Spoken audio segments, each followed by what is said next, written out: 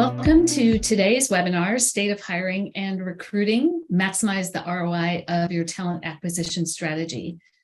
We are going to get started in a few minutes. We'll give everyone a couple of minutes to get settled.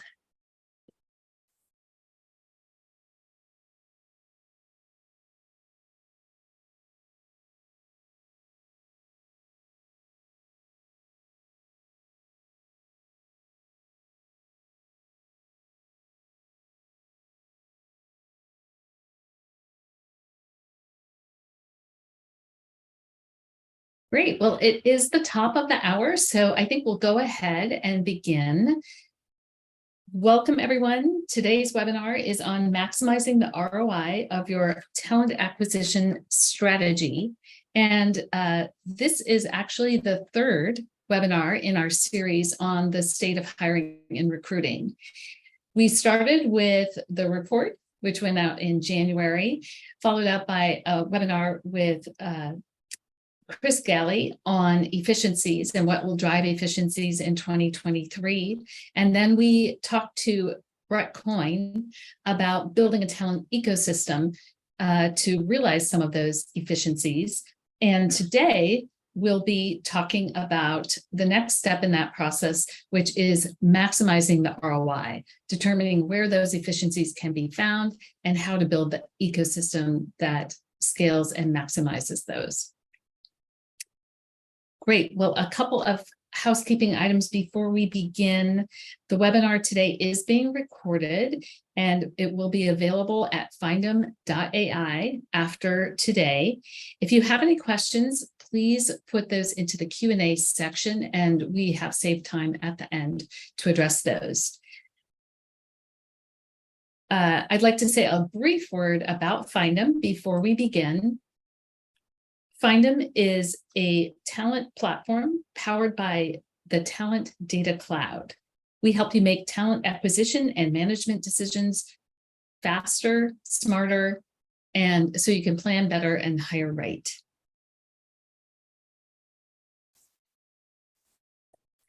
And now I'd like to introduce our two speakers for today, starting with Phil Gilsenan. He is the head of Central Systems and Automation at X. Which is a new title for you, right, Phil? Would you like to say hello and a little bit about X and the Moonshot Factory? Absolutely, and thank you for having me here today. So X is a part of Alphabet, and we are the innovation engine for Alphabet. Our explicit purpose is to incubate new technology, make breakthroughs with that to solve large problems. So we are a mix of inventors, engineers, designers, that apply audacious thinking and radical new technology to huge problems. X in itself is a moonshot. We're trying to systematize innovation for Alphabet and produce new Alphabet companies. So we sit alongside Google and then create new companies that sit within Alphabet. Great. I think when we started promoting this, I was afraid when people saw X as the company that they thought we had just left off the name. So thanks for bringing some clarity to that.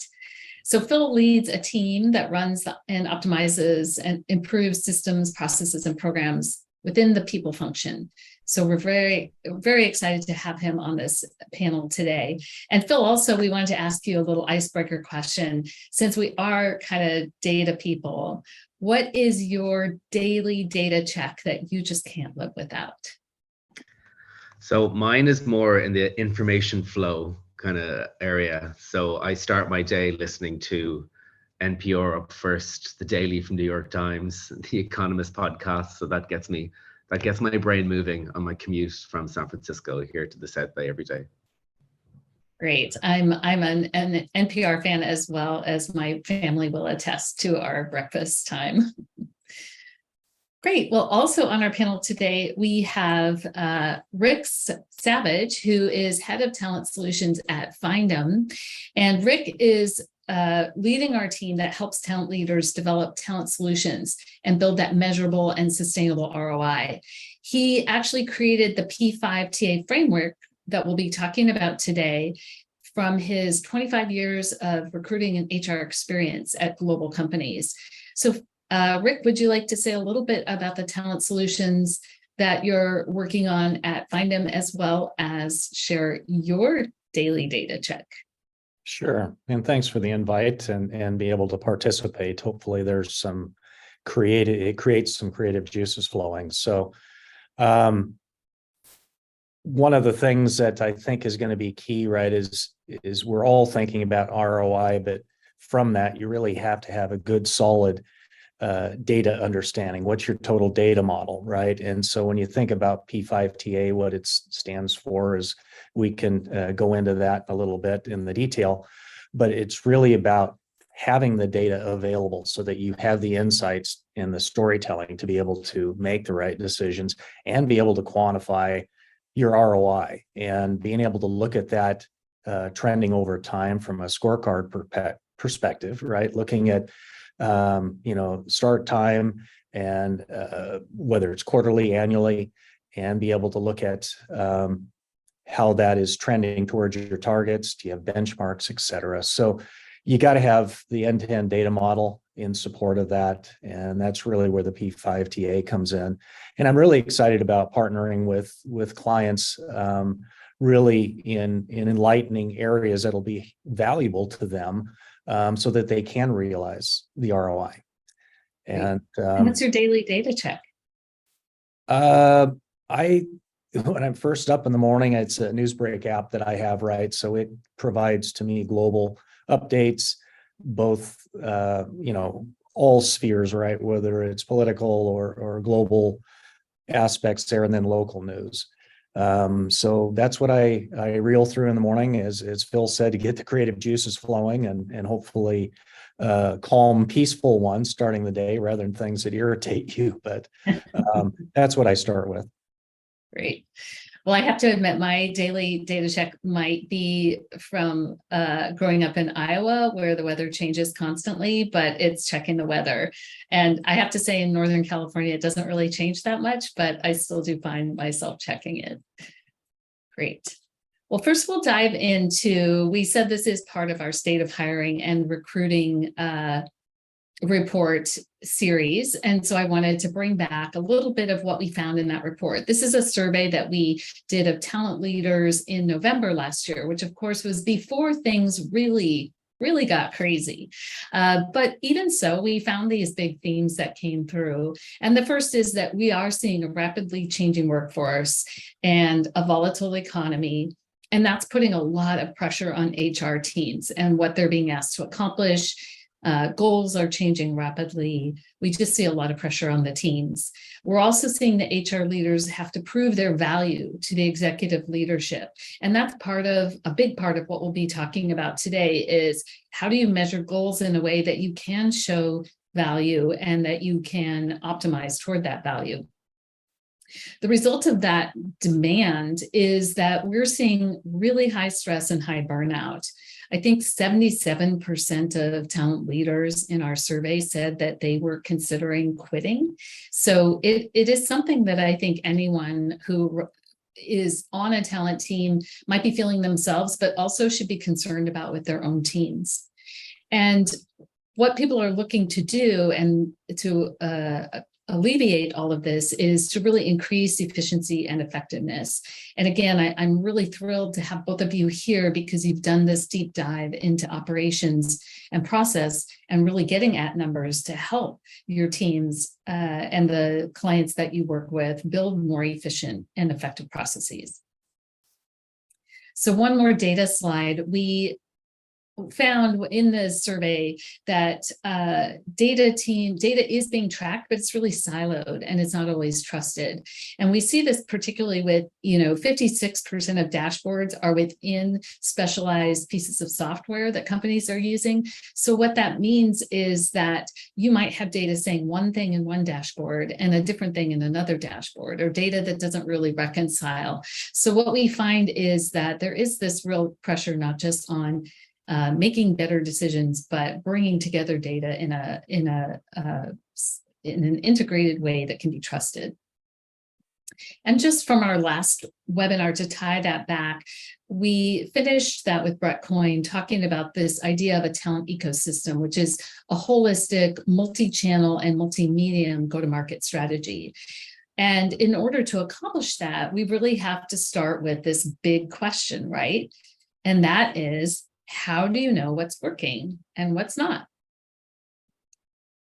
So with that set up, I'd like to turn it over to Rick. He hinted at his P5 TA framework that he's been using with in talent solutions workshops. And I'd like to ask you, Rick, if you could walk us through the P5 TA framework. Yep. And it's not a one-time through, right? We start with current analytics to really find out what is being measured today. Why are you measuring it? So you kind of go into a little bit of a root cause on why aren't you measuring some of these best practice ones? And that usually alludes to the fact, missing data or roles are not aligned. They're gray between, let's say, a recruiter and sourcer. And anyway, you have challenges with the current analytics, and that's really the starting point. Cyclically, as you go around this, it's an ongoing cycle. Current analytics, right? You have to have a really clear understanding of not only what your workforce plan is, but what is the business strategy behind that workforce plan, and make sure that that's really clear and that how all this integrates together. A lot of this ends up becoming siloed and it doesn't flow together. And so the process of the framework really is to go through it and make sure we're solving through the right guiding principles that turn into design principles when you get into the people, programs, policies, and processes, which then lead into technology. But the people really is, what do you need to hit that plan, that workforce plan, right? The design to support the business strategy. It's really going to be looking at people from the standpoint of a model, right? What is your ratio? Recruiters to sourcers, coordinators, TA leaders, offshore, onshore, outsourced, insourced. And then each of the roles have a very good clarity around the roles that are going to allow you to have the flexibility, scalability, repeatability, and reportability, right, as some of the guiding principles to support the delivery against those plans. So that's the people part. Programs are really nothing more than the workflows that you have within the business, whether you're in workflows within the TA business. So if you're thinking about early in career, campus recruiting or executive recruiting, internal movement, anything that is touching a desk of a recruiter, those are processes that fall into the workflow side of it. That will enable us to execute the plan. Could be employee referrals, right? It could be any contractor conversion and the like. So those are what we consider the workflows, and having those as a clear understanding become use cases later down the line. Policies are really the regulatory things, or why we do work the way we do, right? Whether that's government regulatory or compliance internally or legal risk reduction. Policies can become the drivers as far as the business rules around our requirements that support the process, right? I think next is going to be the process one, which is how efficient or flexible and measurable are those workflows, right? We need to be able to processes incorporate the policies. They're in support of each of the workflows. They're swim lanes for each of the processes. If you think about it from a Lean Six Sigma standpoint, it is going to be the one that enables all that. Now, your workflow processes and people, all that flows into technology in terms of the requirements, right? We should be looking at, before we end up getting involved with even looking at technology, we should make sure that we've got the requirements to assess it properly. And we want to assess it, we want to be able to evaluate it, and it needs to be able to do controlled data-driven demos, right? RFI, RFP process, and decision-making, and success criteria. What is success measurements of what not good looks like, but what great looks like? And that helps with, bringing in the people and the processes around change management and adoption. What are the gaps that we have as we're looking at moving into new areas? And the future analytics, right? What is going to be the ROI of the P5s. Each one of these should have success criteria out of it and should flow through. And again, an end-to-end data model of all these things, you want stuff in a system. Anytime you have manual processes that are outside of it, you're not going to measure it effectively. And you're going to get data, as we were talking about from the report, data that's saying one thing coming from one source and from another. So end-to-end data model, your technology needs to work for you and be an enabler of all these other ones.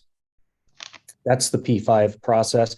Once you get the future analytics developed, it goes back. Now that becomes current analytics and helps to support the planning process and helps to tweak and refine it as you go. Great. Thank you, Rick, for that really helpful framework that I know you've been doing a lot of work with different clients using that framework. And Phil, I'd like to turn to you and get your feedback on this and thinking about, the operations role. Can you share a bit about how your team is developing this more predictive approach to talent operations? Yeah, so we would start within that cycle in policies and processes and really look at why are we doing things the way we are right now, and try and take a step back and determine whether our approach to hiring is in line with what we're trying to achieve and where there may be areas of opportunity. Then we would look at the data to determine if our processes and policies are justified from an operations and efficiency perspective. So we would be further along that circle where we would start, because then that leads into, well, is our data QA in place to allow us to determine whether we are able to answer that question of efficiency of operation? And if not, why not? Is it a technology thing? Is it an infrastructure thing? But then we would build a hypothesis to say, okay, well, maybe it's an issue in sourcing. Maybe it's an issue in somewhere in our hiring process. Like, where are the areas that we think that we might gain some efficiencies from? And then it's a data modeling exercise. So looking at historical data, split it by team, split it by recruiter, split it by role, understand the trends in hiring for different types of roles. Then also look at the complexity. Like, there's different complexity metrics I think that we have included in our ATS custom to determine for different types of hire. Like, it takes longer to hire a really niche science-based role that's very senior than it would to hire someone within, like a program manager within people operations, as an example. Can we determine what the delta is within that and how that helps us determine what our time to hire is and cost per hire? With that, we get a sense across all of the teams what the average time to hire might be, which there you can build a metric of, well, what's the cost of hiring and where are we investing in each of these areas?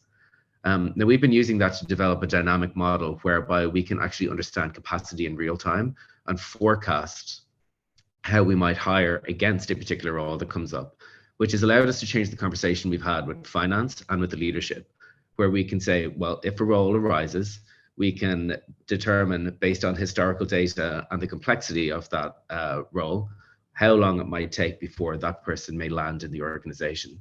And it also is important for us to do that because, particularly now in the volatility in TA, what we've experienced is an uptick in hiring, then a slowdown, then an uptick again and a slowdown.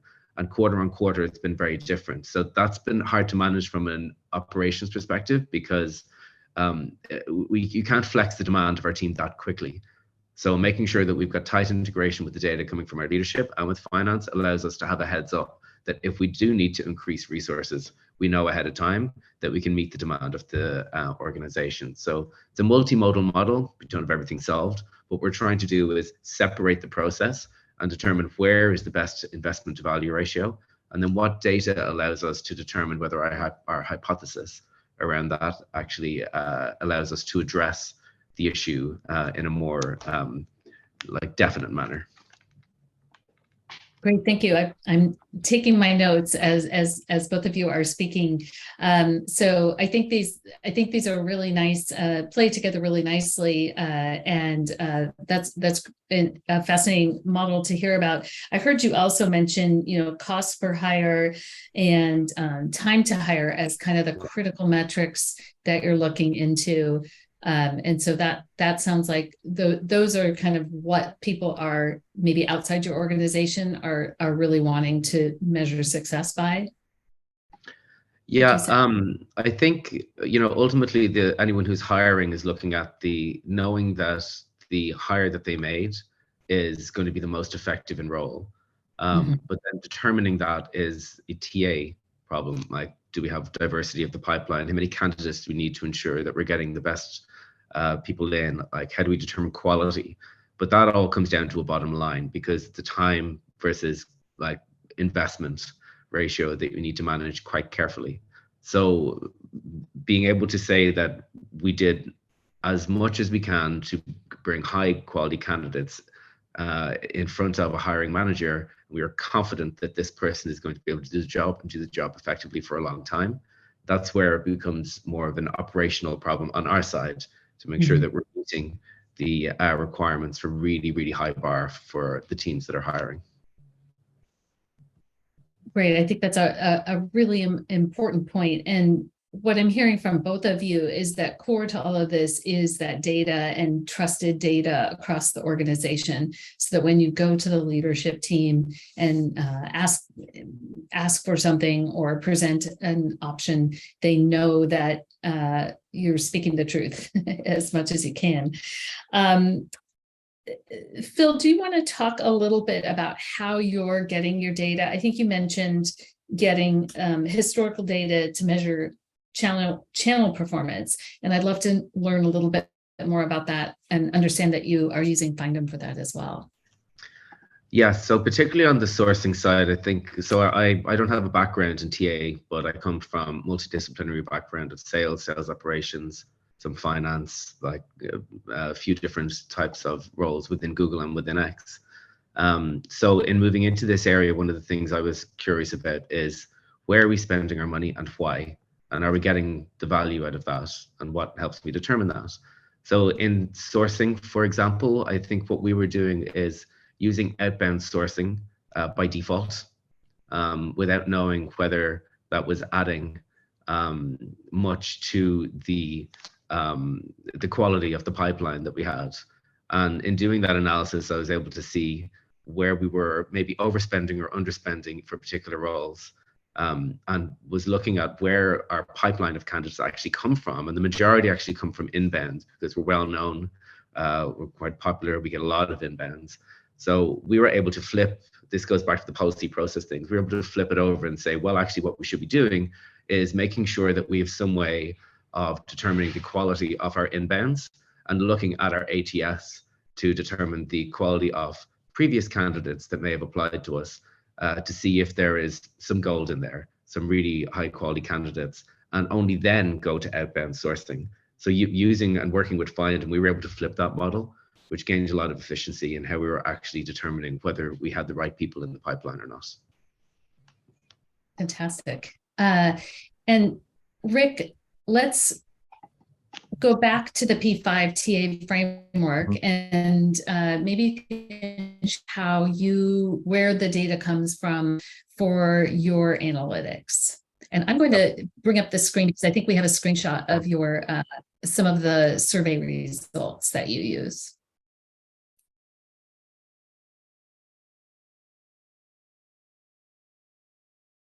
Yeah, the survey results, right, it is an option to the workshop, right? It can also be a feed of data into the workshop.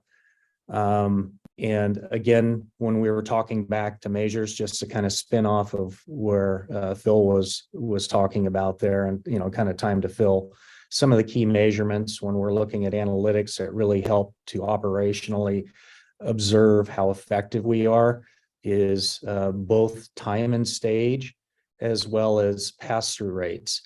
Time and stage pass-through rates don't even apply just to the pipeline of when an applicant enters the ATS, but it's also above that. What is that total cloud of outreach is going on? Some folks will be using LinkedIn, right? And you're looking at number of outreaches, what the number of accepteds are, what are the number of interests.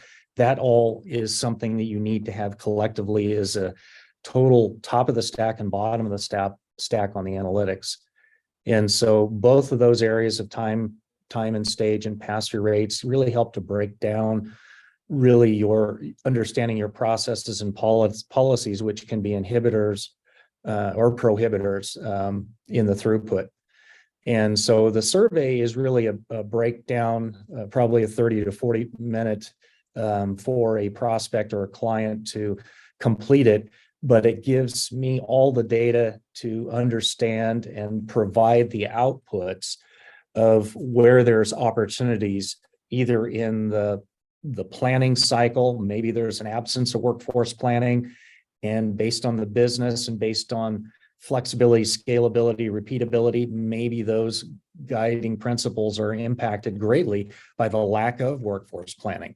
And then so we go into opportunities where there may be some, based on your business model, to input some workarounds for a formal workforce planning process, because sometimes that takes a lot to do, and understanding the data behind it is also key, whether you have the technology infrastructure in place to support the data coming out of it. So it's really understanding the business, it's understanding the planning part of it, the people, the roles that you have, what is their workload, what is their capacity, and then how is that aligning with the business delivery. Then really looking at the programs, which are, again, the workflows really behind the business. What is your maturity level of those? And from kind of an HRCMM viewpoint of it, of rating from 1 to 5, a lot of these things will be looked at that. And that's self-assessed by you. A lot of that also starts to be indicative on a low score of poor data quality. And the root cause may be people aren't trained properly, or the roles have a gray area between, let's say, a source or recruiter. So what it provides end to end on the sourcing really is the questions are there, the answers will be looked at not only for you individually, but statistically against the benchmarks and the industries that are that you're in, and then being able to put together some opportunities to optimize that. And it could be touching any of the 5 Ps and also the TA side of things. But again, we start with analytics, what you're measuring, what you're not measuring, and then there may be some recommendations around technology. Most of this process is very unbiased to a technology specific, right? So agnostic to technology, it's a process enabling you to be more technology ready, right? And a lot of outputs as far as tools and processes will come from this workshop that we have, but the survey is really tangible data that we now can look at and gap against other people in certain market segments like yourselves. Thanks, Rick. And I think I heard a couple things about roles and responsibilities, but I also wanted to touch base back with Phil. I think when we talked before, you mentioned that you're using part of your historical data that you're using for this planning is actually coming from ATS rediscovery through Findem. Is that correct? Yes, we are definitely using Findem for ATS rediscovery, particularly for new roles, to calibrate whether we feel that we've got a good picture of the available talent in market. That was one of the things that was really important for me to understand, is like, what is the benchmark for quality of a pipeline for any particular role? And how do we determine whether we are seeing a broad enough slate of candidates? So Find has been useful for us to take an external perspective on that, run an external search, and see does that align to the quality of candidates that we see in our pipeline right now, or that we have in our ATS that really we would not have time to go through on an individual basis for. So that gives us a good accelerator to really understand what we're looking for and whether that talent is available. That's great. I wanted to make sure we can bring that use case back to our team. So it was an unusual one. And so I'd like to talk a little bit in our description of this webinar. We mentioned that we wanted to talk a little bit about this talent operations role. It is a new and kind of changing role with this new emphasis on data and automation and workflows. So I wanted to maybe hear from you first, Phil, about maybe your new role. You have a new title, and also what are the responsibilities for the talent ops position? How do you see this changing? Yeah, I would liken this very much to a sales operations role, and I think the approach for metrics and modeling and analysis transfers quite well. What doesn't transfer quite well is the nuance of dealing with people. So that's much different, but it does require one, to know that there's no perfect answer, but two, it's that there are answers in there if you hypothesize against what you're seeing in your own process. So I think X is quite unique in who we're looking for to hire, given the nature of business, but it differs greatly from Google. And even we had to say, well, we are not Google, right? We are not looking for the same kind of things. We're not going to have the same kind of hiring process. Let's just understand that. So let's set our own goalposts around this. So that was important to get a grip on really early. And like within that, like Rick has mentioned a couple of times, data QA is absolutely essential. When we dove into our data, we found that there's a lot of edge cases. There's a lot of different ways to measure things. There's a lot of outliers. And some of this can be down to behavior. Some of this can be down to just like data quality, that, you're measuring different things every years. But that's important to get a handle on first, because if you don't really know exactly what you're measuring against. And you might get outliers. For example, time to hire measures might be thrown off by recruiters not having good hygiene by closing down their roles. Like, you need to know where they are, because otherwise you might be thrown off by multiple weeks in your time to hire if there's enough of them. So it's applying that kind of like analytical rigor that I think comes from business operations or sales operations to this data to determine whether it gives you an indication of whether there's behavioral issues or there's efficiency issues or there's external issues, because without that, it's difficult to know where to focus your attention. So that's really how we've been applying analytics to our entire process. Great. And Rick, do you want to say a little bit about the talent operations role and address some of the items that Phil mentioned around the growing importance really of this role? And then we do have a question from the audience I want to throw back as soon as we're done with that. Yeah, I think one of the key things, over the years, as I've seen it evolve, is for a TA leader to really realize that this is their right-hand person, right? And TA operations, depending upon the size of the organization, of course, as you become larger, startup, you might be able to have a TA ops person that has the P5 TA aspects all underneath their bandwidth. But as you grow, whether it was at Cisco or Intel or larger companies such as that, right, you start to see those roles become diversified. You'll have one person that owns the analytics, one person owns technology, another one that owns programs, the portfolio for TA, right? And usually render the roles to the TA leaders to define that. You may have operations influence. So the bigger you get, the more of a challenge it is for a TA leader to make sure there's a cohesive relationship between all those roles and synergy, that they're really looking at it through that same P5 TA lens.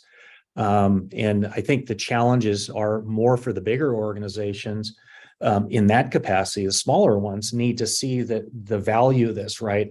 They still need to be able to move very nimbly, very fast, right? Especially hyper-growth startups and smaller organizations. So they may not have the time to maybe go through that rigor, right? But if you get the right level of foundation, and again, it's scaled based upon the organization, it's so key that this role gets that level of a focus and attention with those components for them to be successful.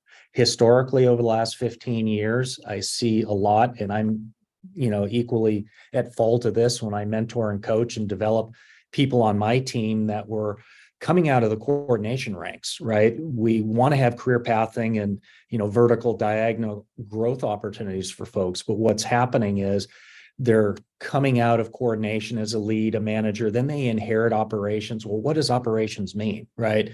So they end up getting a diluted sense of kind of that P4TA and ownership, and they grow up very rapidly. And I've seen a lot of them in kind of director, senior director level now in larger organizations.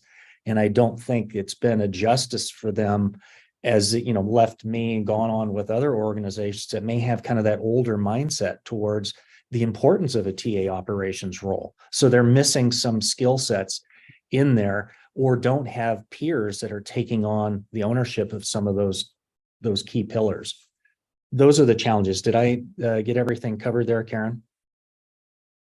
Yeah, no, I think you brought up some really important aspects to this role and where people come from. And I think what we heard from Phil is that he came from a very different place, which was from that modeling and sort of hypothesis background.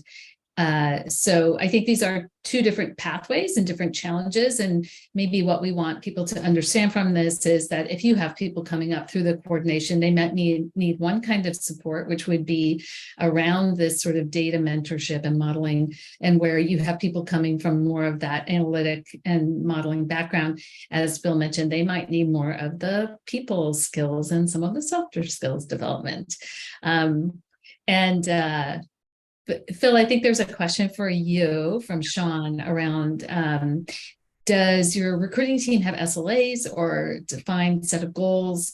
How are you measuring success?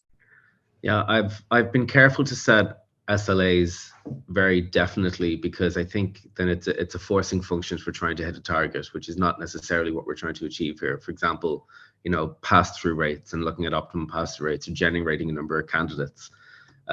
It becomes a target in its own right, but it can be separated from the overall goal, which is like hire great people.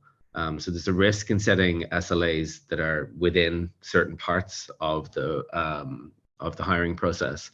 What it would do is look at time, quality, and capacity as metrics that are really, really important that everyone shares. So like how long does the sourcing process take? And are we confident in the quality of people that are coming out of that are moving through the interview stage? Because ideally what you want is a lot of good candidates that come through, and then, okay, we want to hire 5 of these people instead of just 1. Like that seems like a good decision to end up with. And that's what we would focus on. And then capacity is important as well, because particularly at the front end of the funnel, sourcing can contribute to reducing the load for recruiters, because it lessens the number of candidates that they have to deal with. Because if you do your sourcing correctly, even your ATS rediscovery correctly, or assessing your direct inbound candidates well, you can be more confident of having a higher quality of candidates, but there's less of them, which reduces the load on the recruiters to be able to actually do that more in-depth assessment. So they're the things I would look at, because if we put like false walls between each of the stages within the hiring process, it may generate a behavior of where each part of the process is trying to optimize for its own goals, and that's not really what we're looking for. We're looking to optimize for getting the best candidates possible and hiring the best people possible. I think that brings up a really great point, and something I've been thinking a lot about in terms of watching generative AI and a lot of these tools coming out that make it faster, easier to apply for jobs, to reach out to candidates. And, if we're not careful, sort of scaling up volume without that quality check, it is sort of it's giving us a flood instead of a faucet. We all know that we don't need too much. We need the right quality, right? So I think that's a really important part. And as companies are looking at scale, looking at automation, looking at all these new tools coming out, making sure that there is that quality check. And again, I think this all comes back to the data and the quality of the data that's coming through, and the ability to search that data with precision is going to be really critical for these next steps. Rick, I think one of the promises that we had with this webinar was that we would talk about the ROI calculator. And this is a tool that Rick has been using really effectively with a lot of folks who come to Findem. And I wanted to we'll share a screenshot of it. And Rick, if you can share a few things about it, Yeah. that would be great. Yeah. And I also want everyone to know that in the follow-up to today's session, we will be sending out this as a template that you can start to use and put your own numbers into and start to move along this process. Sure.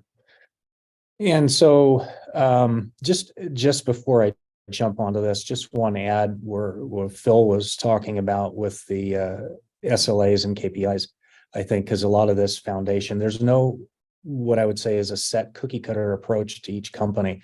Whereas Phil's got a lot of very unique kind of needle in the haystack searching, right?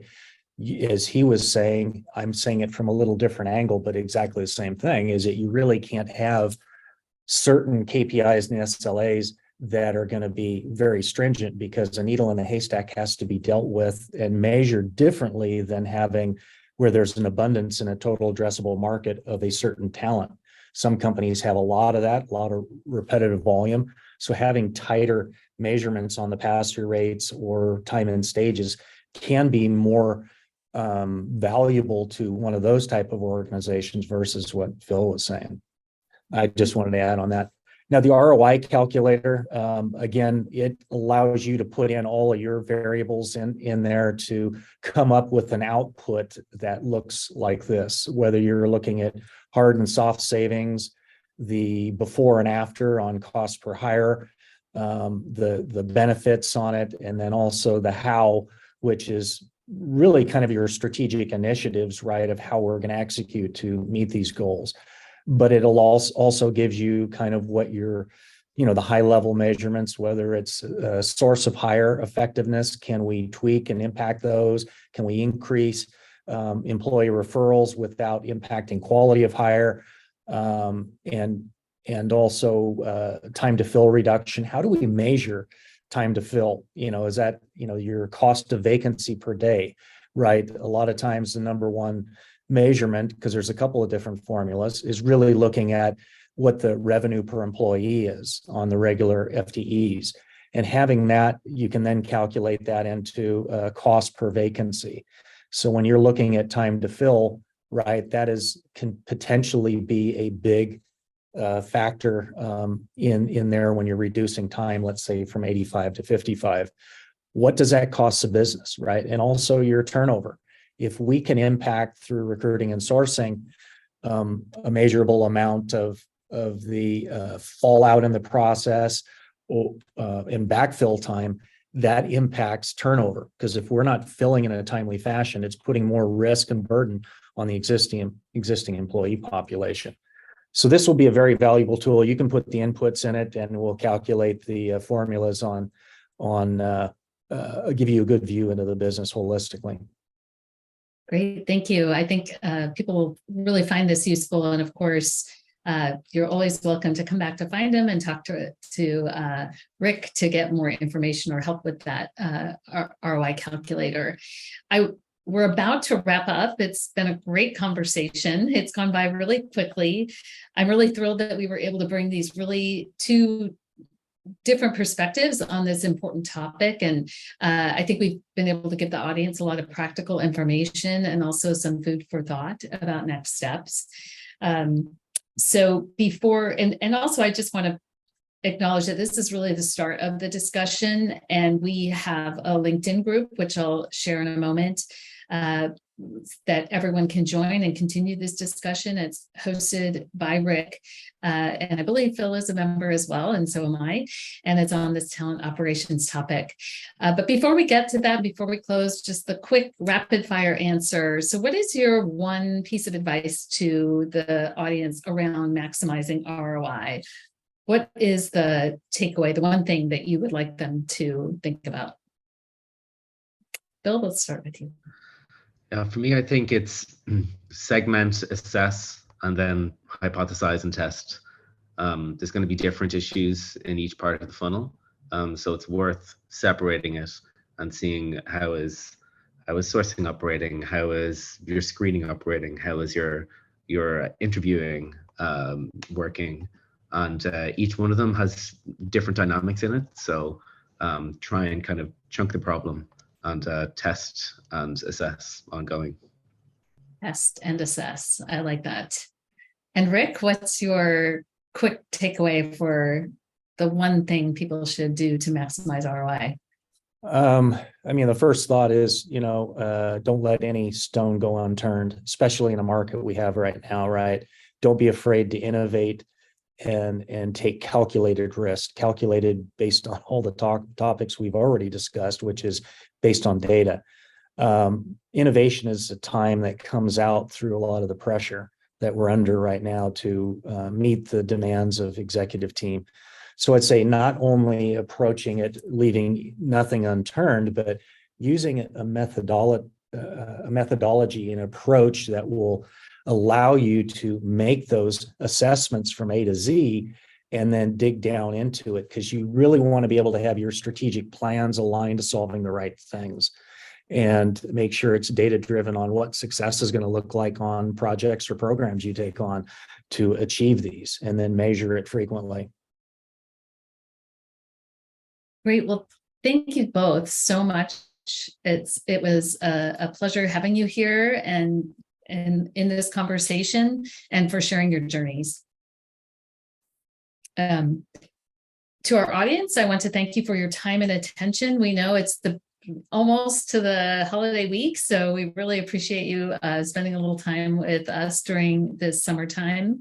And for anyone who would like a copy of the report that we referenced, you can go to findem.ai/trends and download a copy there. Also, to continue this conversation, go to the LinkedIn Talent Operations and Enablement Ecosystem, or just search for P5TA, and I'm sure it will come up. And please join us there.